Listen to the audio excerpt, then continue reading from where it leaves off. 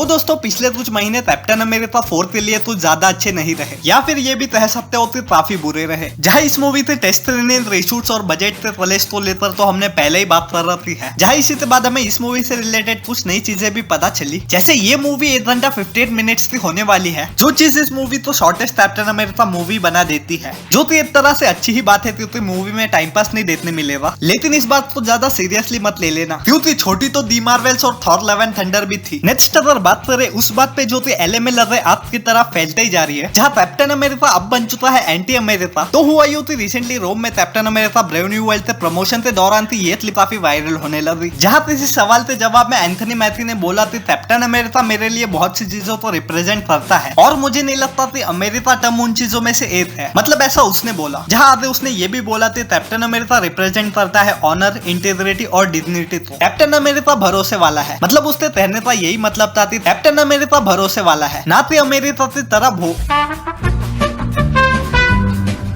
आगे उसने ये भी कहा कि वैसे इस कैरेक्टर को प्ले करना उसके लिए सपना सच होने जैसा है। जहाँ देखा जाए तो इस कमेंट तो एंथनी मैथी की इंटरनेशनल ऑडियंस को केटर करने की एक कोशिश कही जा सकती है, लेकिन ये क्लिप वायरल हो गई और एज एक्सपेक्टेड अमेरिका से लोग इस पे भड़क गए, क्योंकि वो लोग तो तैयारी रहता है लफड़ा करने के लिए। जहाँ इसी से रिस्पॉन्स में एंथनी मैथी ने अपने बात को क्लियर करते हुए ये स्टोरी डाली कि उसके कहने का मतलब यही था कि कैप्टन अमेरिका एक यूनिवर्सल कैरेक्टर है जिससे दुनिया के हर कोने से लोग रिलेट कर सकते हैं। जहाँ इस सिचुएशन पे मेरा यही कहना है बंदे ने कुछ भी गलत नहीं कहा है, फिर भी लोग फालतू में बात का बतंगड़ बनाने में लगे हुए हैं। लेकिन अगर इसी चीज को दूसरे एंगल से देखने की कोशिश करे तो ऐसा भी हो सकता है कि ये पूरी चीज ही एक पीआर स्टंट हो, जिसमें एक्टर पहले एक ट्रीटी स्टेटमेंट दे, फिर कुछ लोग उसका मैटर बनाएंगे और फिर एंथनी मैथी विक्टिम पार्ट प्ले कर लेगा, जिससे लोगों में एंथनी मैथी के लिए थोड़ी सिंपैथी भी जनरेट होगी और लोग captain America brave new world भी देखने जाएंगे। जहाँ इस पूरी सिचुएशन में अगर अमेरिकन लोग ऑफेंड हो तो समझ में भी आता है, पर ये इंटरनेट पे कुछ इंडियन लोग भी उनके हाँ में हाथ मिला रहे हैं, ये मुझे समझ में नहीं आ रहा। मतलब ये तो वही बात हो गई बेजानी शादी में अब्दुल्ला दीवाना, मतलब नहीं मिलने वाला भाई तुमको ग्रीन कार्ड।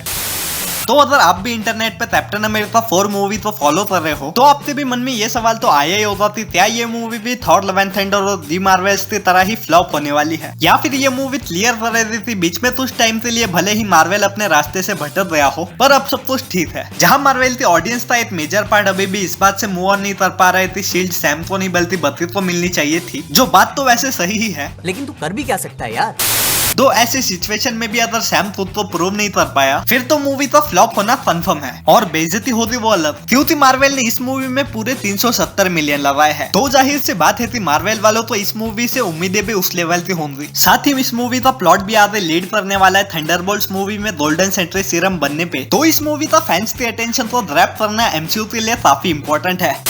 मूवीज में मॉन्स्टर देखना किसको नहीं पसंद। जहाँ वार्नर ब्रदर्स के मॉन्स्टर वर्स का तो पूरा कॉन्सेप्ट इसी पे बेस्ड है। जहाँ पर गौर से captain America brave new world के प्रमोशनल मटेरियल तो देखे तो सभी टीजर ट्रेलर्स में भले ही मेजोरिटी पोर्शन सैम का रहा हो, पर हीरो एलिमेंट हमेशा रेड हल्क ही रहा है। सो अगर मूवी रेड हल्क को बिना नर्व करे दिखाने में सक्सेसफुल रही तो मूवी के लिए कुछ बात बन सकती है, लेकिन ये बात जितनी सिंपल लग रही है उतनी है नहीं, क्योंकि इस मूवी के क्लाइमैक्स में रेड हल्क की फाइट होने वाली है सैम से। जहाँ नोटिस करने की बात यह है कि अब तक हमने एमसीयू में जितनी भी बार हल्क को 1-on-1 फाइट करते देखा है तब अपोनेंट साइज में या पावर्स में हल्क के लेवल पे थे, और यही रीजन है कि वो लोग फाइट के बाद भी जिंदा बचे, वरना इंसान तो।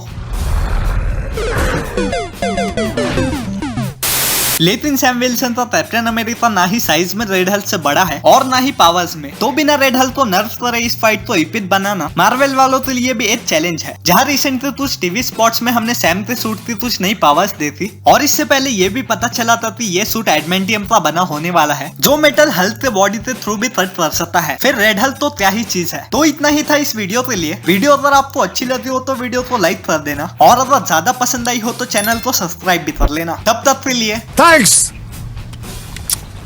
Love you.